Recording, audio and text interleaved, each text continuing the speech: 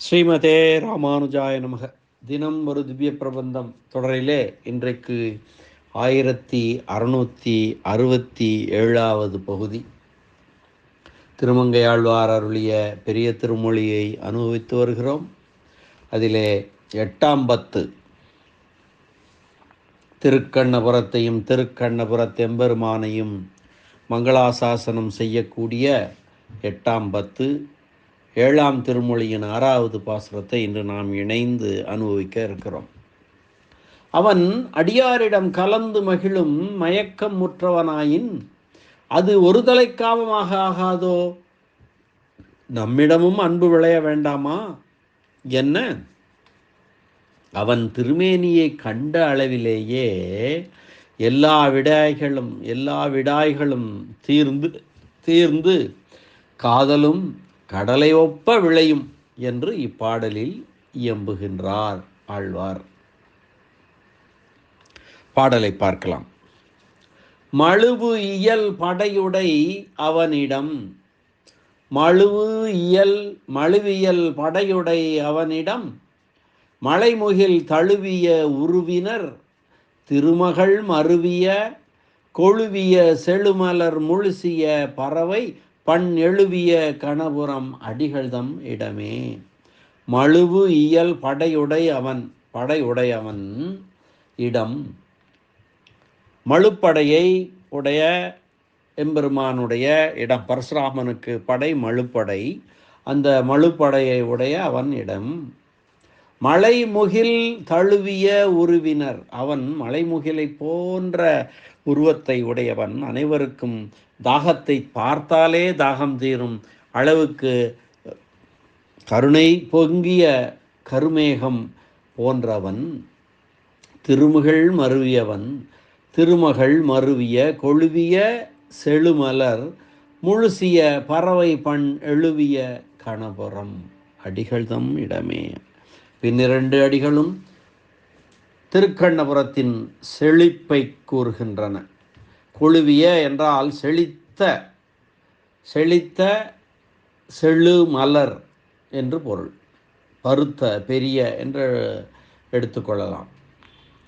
திருமகள் நிலையாக விற்றிருக்கும் பெரிய செழுமையான தாமரை மலரிலே தேனை பருக இழிந்த வண்டுகள் பண்களை பாட, அவை எங்கும் கலந்திருக்க பெற்ற அந்த பாடுவது இருக்கிறதல்லவா, அந்த ஒலி எங்கும் கலந்திருக்க பெற்றது திருக்கண்ணபுரம்.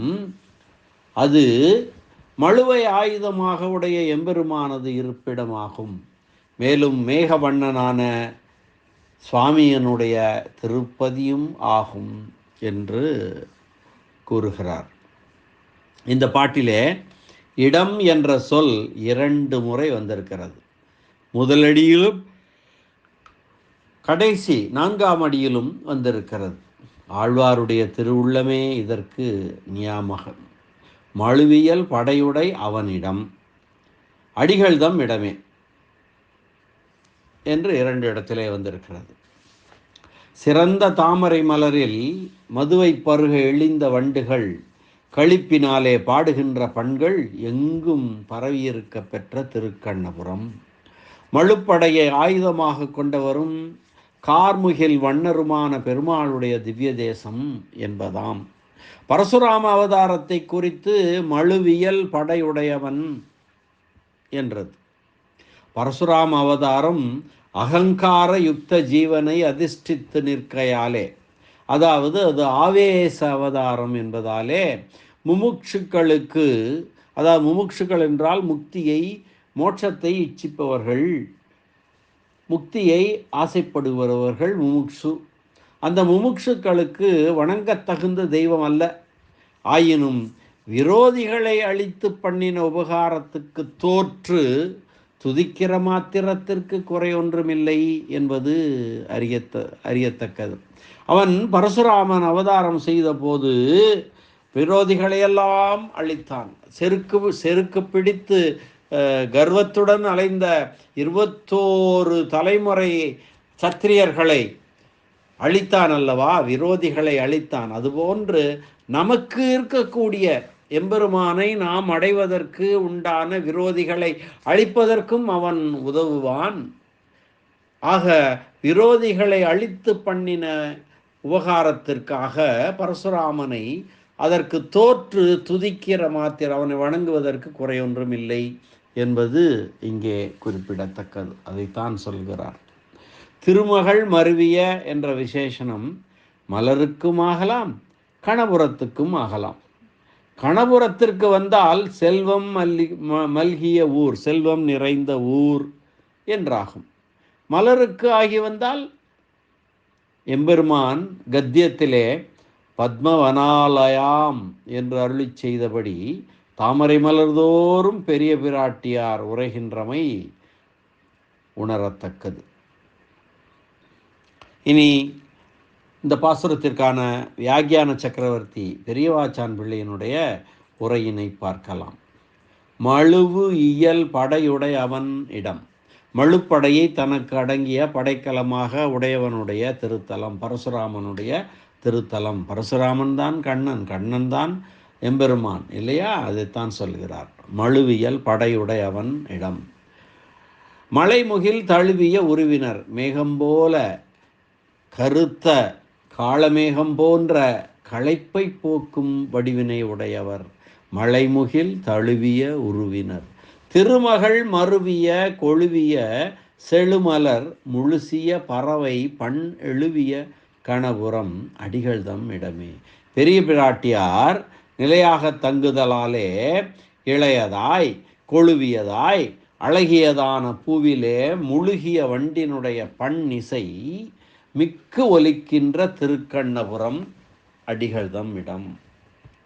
அந்த திருக்கண்ணபுரம் தான் அந்த எம்பெருமானுடைய இடம் என்று சொல்கிறார். இங்கே வண்டுகள் நிறைந்த பண்ணிசை, அது பாடுகின்ற பண்ணிசை நிறைந்து இருக்கிறது. திருக்கண்ணபுரம் நிறைந்து இருக்கிறது என்றால் என்ன பொருள்? நிறைய வண்டுகள் இருக்கின்றன. நிறைய வண்டுகள் இருந்தால் நிறைய பூக்கள் இருக்க வேண்டும். நிறைய பூக்கள் இருந்தால் நிறைய தடாகங்களும் பொய்கைகளும் இருக்க வேண்டும். அந்த செல்வ நீர் செழிப்பு மிக்கதாக இருக்க வேண்டும். ஆக திருக்கண்ணபுரம் நீர் செழிப்பு நிறைந்தது என்பதைத்தான் இந்த பின்னிரண்டு அடிகளாலே சொல்கிறார். அப்படிப்பட்ட நீர்வளம் நிறைந்த திருக்கண்ணபுரம், அந்த நீர்வளம் நிறைந்த திருக்கண்ணபுரத்திலே எழுந்தருளியிருக்கும் எம்பெருமான் மழுவை படையாக உடையவன், காளமேகத்தை போன்ற உருவினன், அனைவருக்கும் கருணையாலே பார்வை பார்க்கக்கூடியவன், அனைவருடைய விடாயையும் தாகத்தையும் தீர்க்கக்கூடியவன். அப்படிப்பட்ட எம்பெருமான் இருக்கும் இடம் திருக்கண்ணபுரம் என்று கூறுகிறார். ஆக திருக்கண்ணபுரமே பரமபதம் என்று சொல்கிறார். மீண்டும் ஒருமுறை பாடலை பாசுரத்தை அன்வயிக்கலாம். மழுவு இயல் படையுடை அவனிடம், மழுவியல் படையுடை அவனிடம், மலைமுகில் தழுவிய உருவினர், திருமகள் மருவிய கொழுவிய செழுமலர் முழுசிய பறவை பண் எழுவிய கணபுரம் அடிகள்தம் இடமே என்ற அந்த அற்புதமான இந்த பாசுர அனுபவத்தை இந்த அளவில் நிறைவு செய்து மீண்டும் நாளை சந்திக்கலாம் அடுத்த பாசுர அனுபவத்துடன். நன்றி, வணக்கம். ஸ்ரீனிவாச வெங்கடேச ராமானுஜதாசன் திருவரங்கம், திருக்கண்ணபுரத்தெம்பெருமான் சௌரிராஜ பெருமாள் திருவடிகளே சரணம். அரட்டமுக்கி அடியார் செய்யும் கலிகன்றி திருமங்கை ஆழ்வார் திருவடிகளே சரணம். உரைப்பெருமன்னர் வியாக்கியான சக்கரவர்த்தி பரமகாருணிகர் பெரியவாச்சான் பிள்ளை திருவடிகளே சரணம். ஆழ்வார் எம்பெருமானார் ஜீயர் திருவடிகளே சரணம்.